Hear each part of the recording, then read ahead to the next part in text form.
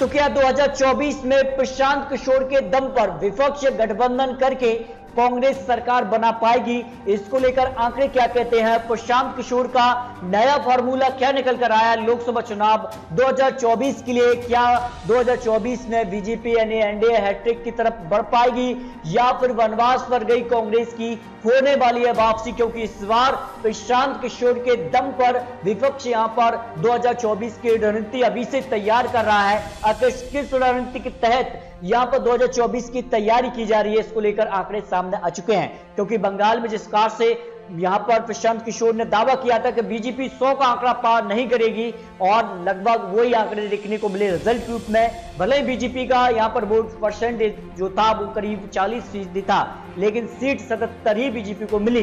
लेकिन इसके अलावा अगर बात करें तो 2024 के लिए प्रशांत किशोर की रणनीति भी सामने आ चुकी है। नए फॉर्मूले में कांग्रेस की भूमिका क्या हो सकती है? आखिर कांग्रेस को किस स्तर पर रखा जाएगा? आखिर कांग्रेस को कौन लीड करेगा? प्रशांत किशोर के आंकड़े क्या कहते हैं? क्योंकि हाल ही में जिस कार से यहां पर जो है एनसीपी से मुलाकात यानी शरद पवार से मुलाकात यहां पर पीके ने की है, उसके बाद अब क्या होने वाला है? आखिर राष्ट्रीय अध्यक्ष किसे बनाया जाएगा विपक्ष का?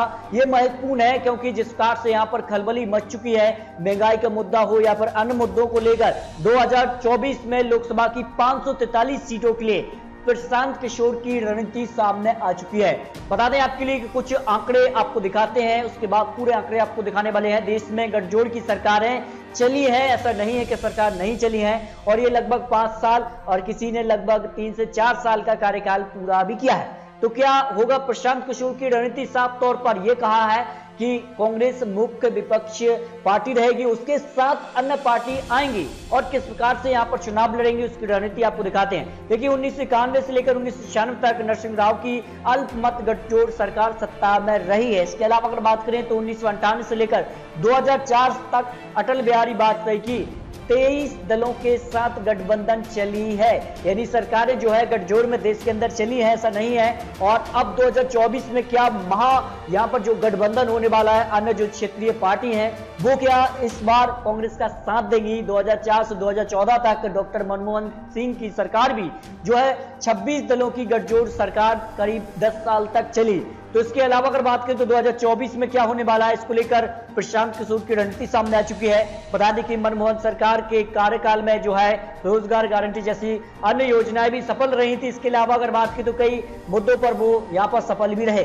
लेकिन अगर बात करें तो राव की जो सरकार है वो भी गठजोड़ की सरकार चली है, और यहाँ पर बात करें तो जिस कार से यहाँ पर कांग्रेस का साथ उनको मिला था। इसके अलावा मनमोहन सरकार भी अपने 10 साल का कार्यकाल पूरा किया, जिसमें 26 दलों के साथ उन्होंने सरकार चलाई। लेकिन अब क्या होने वाला है? 2014 में 282 सीटें एनडीए यानी बीजेपी के पक्ष में ही, 2019 के लिए बीजेपी को करीब मोदी के नेतृत्व में 303 सीटें मिली। लेकिन अब क्या होने वाला है? आखिर 272 का आंकड़ा है वो किसे मिलने वाला है? इस पर आंकड़ों पर नजर करें तो इसमें अगर बात करें तो किस प्रकार की रणनीति यहाँ पर प्रशांत किशोर ने तैयार की है। इसमें अगर बात करें तो लोकसभा की 204 सीटें ऐसी हैं जिसमें अगर बात करें तो जहां कांग्रेस और यहां पर सत्ता में रही है या फिर मुख्य विपक्षी पार्टी रही है, यानी कांग्रेस को अपना जनाधार जो पहले था उसको वापस लाना होगा और कांग्रेस को मजबूत होना होगा। इसके अलावा 204 सीटें ऐसे राज्यों से हैं जहां पर कांग्रेस या तो सत्ता में है या फिर मुख्य विपक्षी दल के रूप में रही है। ये प्रशांत किशोर की रणनीति है। और यहां पर अगर बात करें तो कांग्रेस के लिए देश की अगर बात करें तो कुल 543 सीटों में से 150 सीटों पर गैर कांग्रेस और गैर बीजेपी दलों का कब्जा भी रहा है। और अगर वो साथ कांग्रेस को मिलता है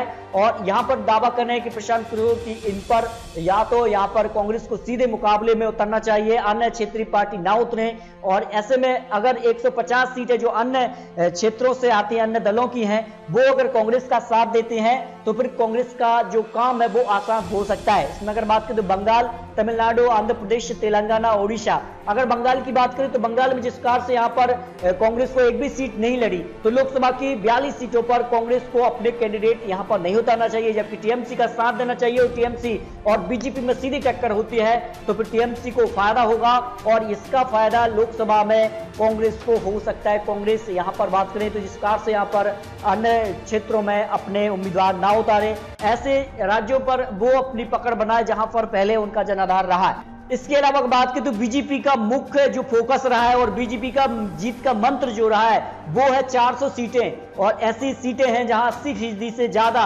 बीजेपी को रिस्पांस मिलता है। इनमें अगर बात करें तो गुजरात, राजस्थान, मध्य प्रदेश, छत्तीसगढ़, हिमाचल प्रदेश, उत्तराखंड, हरियाणा और यूपी राज्य जैसे हैं यहां पर जो बीजेपी को यहां पर जबरदस्त फायदा रहा है। तो कांग्रेस को यहां पर चाहिए कि कुछ यहां पर इन राज्यों पर अपनी पकड़ बनानी होगी, जो पहले पकड़ थी उस हिसाब से यहां पर कांग्रेस को अपना काम करना होगा। इसके अलावा अन्य जो दल हैं उनको भी यहां पर साथ देना होगा और एक कह सकते हैं कि एक महागठबंधन होगा तैयार। उस गठबंधन से जिस राज्य में जिस पार्टी का जनाधार है उस राज्य में उसी को यहां पर लोकसभा चुनाव लड़ना चाहिए और वो कहीं ना कहीं बीजेपी को सीधे तौर पर टक्कर दे।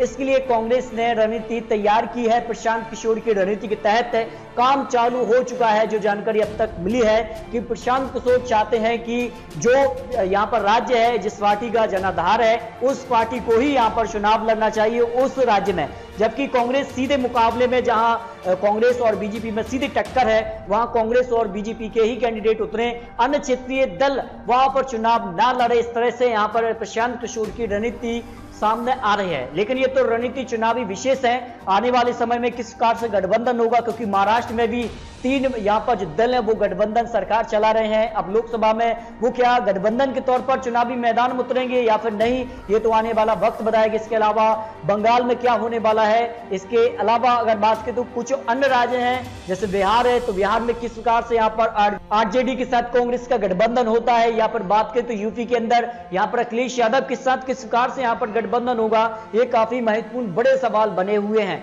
लेकिन ये तो चुनावी आंकड़े हैं। आपको क्या लगता है, क्या वाकई कांग्रेस की वापसी होगी 2024 में? होगी तो होगी, कैसे होगी इस पर भी अपनी राय रखिए। अगर बात की तो गठबंधन अगर हो जाता है इन बड़े क्षेत्रीय दलों के साथ कांग्रेस का एक अच्छा रिश्ता बनता है तो फिर कहीं ना कहीं बीजेपी को सीधे तौर पर 2024 में टक्कर मिल सकती है। ये जानकारी अब तक निकलकर सामने आई है। लेकिन दोस्तों आपको क्या लगता है 2024 में क्या बीजेपी हैट्रिक की तरफ बढ़ेगी या फिर कांग्रेस की वापसी होने वाली है? इस पर अपनी राय कमेंट बॉक्स में रखिए। आखिर 2024 में किसे कितनी सीटें मिलेंगी इस पर भी राय रख सकते हैं। अगर आपने चैनल को सब्सक्राइब नहीं किया तो चैनल को सब्सक्राइब कर लीजिए, इस तरह की लेटेस्ट और महत्वपूर्ण विश्लेषण आपको टाइम टाइम मिलता रहे। तो मिलते हैं दोस्तों और सटीक जानकारी के साथ, तब तक के लिए जय हिंद जय भारत।